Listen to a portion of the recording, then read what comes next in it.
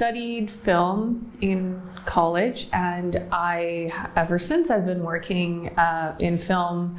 I'm a filmmaker, which I get a lot of satisfaction from because, seeing your film on the big screen, seeing your film on TV feels really good. And definitely I feel like filmmaking and wrestling, they go hand in hand. It's the entertainment industry, and it's a lot of the same principles. Obviously wrestling, it's more physical and it's more athletic, but you have some of the same elements like story, character, costume, performance, theater, blah, blah, blah. And so that's also being a producer in the film industry has opened up a door for me to produce wrestling events. Some of them, there's some of the same elements that are involved in producing a movie that are involved in live wrestling. So to transfer those skills over to wrestling has been really cool. And then also things I've been learning in wrestling and bringing into my film career. Right now I'm developing a feature film called Red Wings.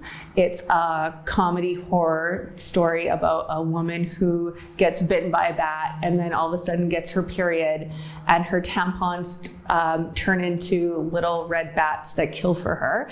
And I have brought Jake the Snake on board to act in the movie. So there's definitely a little cross there. So for me as a filmmaker, it's really important to make films that say something, to make films that might help change our world for the better or might help educate people in some way. And it's kind of my way of activism. So I've made films about the residential school system.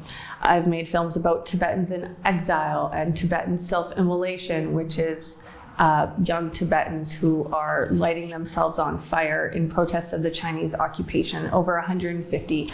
I've made films about illegal music venues in Vancouver, so musicians trying to create art without spaces, so they just made their own. That film was called No Fun City, and my work has aired on TV. I've won awards at festivals like Imaginative, the Victoria Film Festival, and my work has screened all over the world.